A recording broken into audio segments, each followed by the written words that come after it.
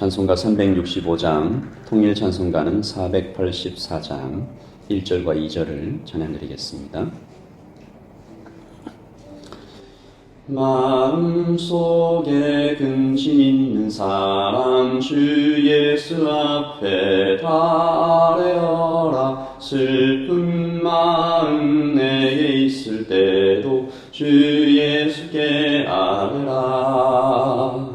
주 예수 앞에 다 아뢰어라. 주리의 친구니 무엇이나 근심하지 말고 주 예수께 아뢰라. 눈물 나며 깊은 한숨 쉴 때 주 예수 앞에 다 아뢰어라. 은밀한 죄 내게 있더라도 주 예수께 아뢰라. 주 예수 앞에 다 아뢰어라. 주리의 친구니 무엇이나 근심하지 말고 주 예수께 아뢰라.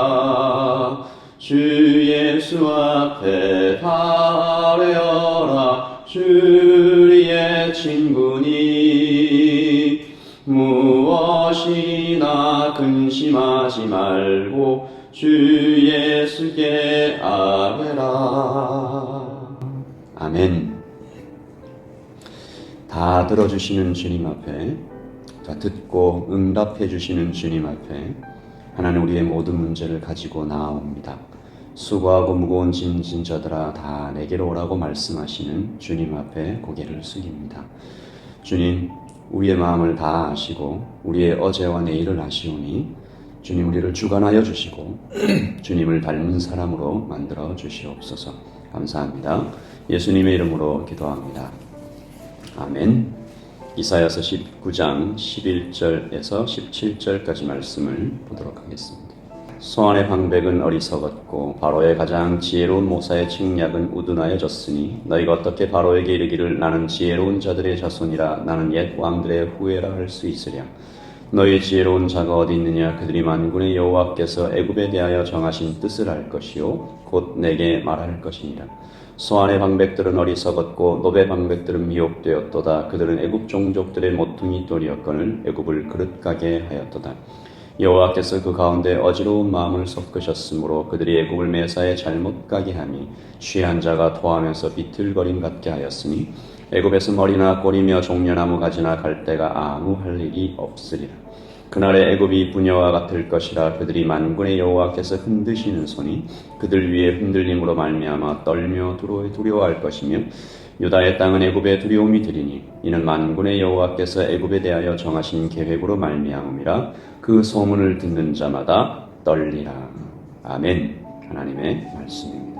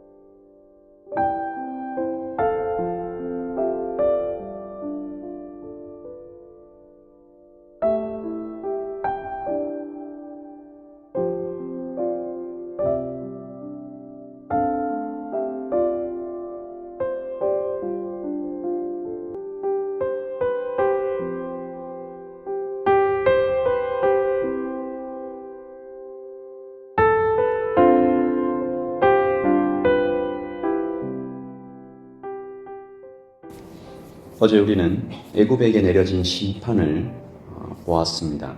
우리 다시 기억해 보면 하나님을 떠난 사람들에게 내분이 일어나고 형제와 형제, 이웃과 이웃이 서로 다투는 일들, 지성이 몰락하고 양심이 마비되고 악한 정보가 등장하며 그 정부가 폭정을 일삼고 백성들은 고통에 신음한다. 인간뿐만이 아니라 자연도 함께 고통하고 파괴되며 사람들은 빈곤 속에서 허덕이게 된다라는 말씀을 보았습니다.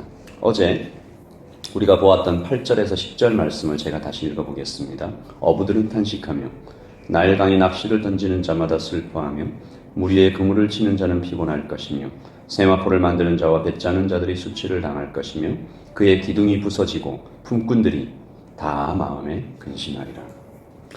오늘 말씀은 이 참담한 상황이 실제로 애굽에게 임하니까 이 사람들이 이 상황을 어떻게 풀어가야 할까 설왕설래하고 있는 애굽의 형편을 잘 말해주고 있습니다. 오늘 말씀 11절이죠. 소안의 방백은 어리석었다. 바로의 가장 지혜로운 모사의 책략은 우둔하여졌다. 너희가 어떻게 바로에게 이르기를 나는 지혜로운 자들의 자손이라 나는 옛 왕들의 후예라 할 수 있으랴. 서로 비판하고 토론하고 있는 장면입니다. 마치 지금의 TV 토론 같은 것이 열린 것이죠. 애굽의 석학들 중 가장 뛰어난 자들이 다 함께 모여서 정치, 경제, 천문학, 미래학자들 다 나와 있는 자리에서 사회자가 그들에게 묻는 것입니다. 왜 이 애굽과 같은 강대국 우리나라가 왜 이렇게 됐습니까? 사람들이 아무도 대답을 못합니다. 방청객들이 이 학자들에게 소리를 높여 질문하고 있는 상황이죠. 당신들이 분명히 유토피아가 온다고 말하지 않았습니까? 태양의 신 라, 사랑의 신 하토르, 생산의 신 이시스가 우리에게 평화와 풍요를 안겨다 줄 것이라고 말하지 않았습니까? 석학들이 아무도 대답하지 못합니다. 여러분, 이 똑같은 역사가 계속 반복되고 있는 것입니다. 16세기에 유럽의 르네상스가 일어나죠. 문화의 부흥입니다. 18세기에 산업혁명이 일어납니다. 산업과 과학기술이 눈부시게 발전하고 19세기에 이르러 사람들은 유토피아의 꿈을 꾸게 되죠. 인간의 힘으로 이 땅에 낙원을 건설할 수 있다라고 말합니다. 그런데 1914년에 1차 세계대전이 일어납니다. 군인이 938만 명, 민간인이 1,907만 명이 사망합니다. 군인들은 공포에 질리죠. 사람들은 공포에 질리죠. 그러나 다시 말합니다. 이것은 실수가 아닌가. 인간의 힘은 위대하기에 다시 일어설 수 있다. 그러나 1939년에 2차 세계대전이 일어납니다. 군인이 2천만 명, 민간인이 4천만 명이 사망합니다. 그 이후로 아무도 이 휴머니즘에 인간의 힘을 위대하다, 승리한다라고 말하지 못하게 됩니다. 1945년에 2차 세계대전이 끝나고 사람들은 겸손하게 되었겠죠. 하지만 아직 100년이 채 지나지 않은 지금에 이르러서는 어쩌면 사람들은 다 잊어버린 것 같습니다. 다시 인간의 지성과 문화와 심지어 각종 잡다한 영성까지 들고 나와서 인간이 위대하다, 유토피아의 헛된 꿈을 다시 꾸고 있는 것 같습니다. 하나님께서 오늘 애굽에게 또 우리들에게 말씀하십니다. 오늘 말씀 12절이죠. 너의 지혜로운 자가 어디 있느냐? 그들이 만군의 여호와께서 애굽에게 정하신 뜻을 알 것이요 곧 내게 말할 것이니라. 소안의 방백들은 어리석었다. 노베 방백들은 미혹되었도다. 그들은 애굽 종족들의 모퉁이 돌이었거늘 애굽을 그릇가게 하였도다. 백성을 이끌어야 할 지도자들과 잘 연구하여 하나님이 이 땅에 살아계신다라고 말해야 할 석각들이 어리석음으로 가련한 백성들을 잘못된 길로, 헛된 길로 인도하고 있다고 하나님은 책망하십니다. 사람들의 지혜가 높다고 주장하는 자는 바벨탑의 최후를 기억하라고 하시죠. 하나님께서 그들의 지혜가 얼마나 보잘것없는가, 하나님은 그들을 술에 취해 비틀거리는 자와 같다라고 말씀하십니다. 오늘 말씀 14절이죠. 여호와께서 그 가운데 어지러운 마음을 섞으셨으므로 그들이 애굽을 매사에 잘못 가게 하니 취한 자가 토하면서 비틀거림 같게 하였다. 강함을 자랑하던 자들이 정신이 멍하게 되었습니다. 속수무책으로 흔들리고 공포에 질려서 떠는 모습이 마치 연약한 여인의 모습과 같다. 16절이죠. 그날의 애굽이 부녀와 같을 것이라. 만군의 여호와께서 흔드시는 손이 그들이 위에 흔들림으로 말미암아 떨며 두려워하게 될 것이다. 그리고 17절로 이어집니다. 유다의 땅은 애굽의 두려움이 되리니, 같이 읽을까요?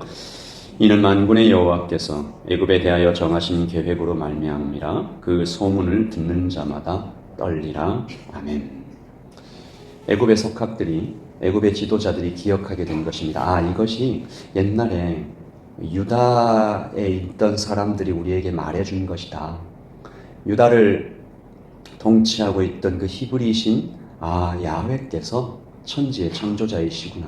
그분께서 말씀하신 것이 다 그대로 이루어져 있구나라고 하면서 떨고 있는 것입니다. 오늘 우리가 함께 기도합니다. 이 땅이 이렇게 하나님을 두려워하게 하시고 또한 교회가 하나님을 두려워하며 하나님 앞에 엎드리게 해달라고 오늘 같이 기도할 것입니다. 아까 드렸던 찬양입니다. 찬송가 365장, 통일 찬송가는 484장입니다. 3절과 4절을 찬양드립니다. 괴로움과 두려움이 올 수도 있다. 그러나 주님 앞에 아뢰면 내일 일을 염려하지 말고 죽음 앞에 겁을 내는 자여 주 예수 앞에 하늘나라 바라보는 자여 주 예수께 아뢰라. 오늘 애굽의 모든 방백들이, 모사들이, 지혜로운 자들이 나와서 함께 토론해도 아무런 해답을 얻을 수 없이 두려워하고만 있을 때 교회는 그들에게 말할 것입니다. 괴로움과 두려움, 죽음 앞에 겁을 내는 자들이여 주님께로 오라. 같이 찬양할까요? 괴로움과 두려움 있을 때 주 예수 앞에 다 아뢰어라. 내일 일을 염려하지 말고 주 예수께 아뢰라. 주 예수 앞에 다 아뢰어라. 주 우리의 친구니 무엇이나 근심하지 말고 주 예수께 아뢰라. 죽음 앞에 겁을 내는 자여 주 예수 앞에 다 아뢰어라. 하늘나라 바라보는 자여 주 예수께 아뢰라. 주 예수 앞에 다 아뢰어라. 주 우리의 친구니 무엇이나 근심하지 말고 주 예수께 아뢰라. 아멘. 하나님이 물으십니다. 너의 지혜로운 자가 어디 있느냐? 너희들이 애굽을 매사에 잘못 가게 하니 취한 자가 토하면서 비틀거림 같게 하는 그런 모습 같다. 우리 이 땅을 위해서 기도하십시다. 그리고 마지막 17절처럼 유다의 땅은 애굽의 두려움이 되리니 교회가 이 땅의 예언자적 사명을 잘 감당할 수 있도록 종말론적 시대를 살아가고 있는 이때에 교회는 세상에 대하여 마지막 때가 가까워왔습니다. 주님께로 돌아오지 않으면 망할 수 있습니다. 애굽은 그때에 유다가 말한 내용들 때문에 하나님이 살아계심을 뒤늦게 알고 떨게 된다라고 하였습니다. 교회를 위하여 기도하십시다. 이 땅을 위하여 기도하십시다. 이 땅은 하나님이 두려우신 분인 것을 알게 하여 주시옵소서. 교회에 대하여 기도하십시다. 교회가 이 땅을 대하여 예언자적인 사명을 잘 감당할 수 있게 해달라고, 복음을 전하고 마지막 때가 가까워왔음을 분명하게 알려주는 교회가 될 수 있게 해달라고 두 가지를 위해서 기도하겠습니다. 하나님 아버지, 하나님 이 땅 뉴질랜드와 조국 대한민국 전 세계를 위하여 기도합니다. 코비드-19 때문에 하나님 이 땅은 어려움에 처해 있습니다. 아버지 하나님, 이 코로나 바이러스로 인한 어려움 때문에 이 땅의 모든 백성들이 사람이 할 수 있는 일이 너무 적고 지혜로운 자가 어디 있느냐, 모사가 어디 있느냐, 방백들이 어디 있느냐. 하나님, 아무리 고민하여도 방법을 찾지 못해서 락다운이 시작이 되고 모든 것들이 멈춰버림을 또한 경험하게 되었습니다. 하나님 아버지, 계시록에 기록되어 있는 모든 상황들이 다시 펼쳐지고 있는 것들을 볼 때 하나님 이 땅이 두려워하게 하여 주시옵소서. 하나님을 두려워하는 백성들이 점점 늘어나게 하여 주시옵소서.